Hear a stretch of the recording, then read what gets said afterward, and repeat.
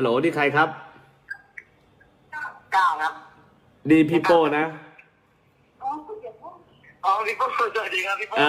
แล้วเปิดค่ายเพลงเองเลยเอาไหมไปบู๊เลยไหมบันเขี้ยวเพิ่งเห็นข่าวคิดมานานนะพี่แต่ว่าไม่มีตังค์เปิดไปเลย LA Galaxy 911สนับสนุนแล้วเปิดไปเลยเดี๋ยวมาคุยกับพี่แต่ขอบคุณมากครับพี่ต้องตกลงข้อสัญญากันก่อนนะคือเงินถ้าน้องทำเงินได้เนี่ยคือเงินที่ไม่ได้เอาคืนรายได้น้องต้องให้พวกมูลนิธิเหมือนกันนะ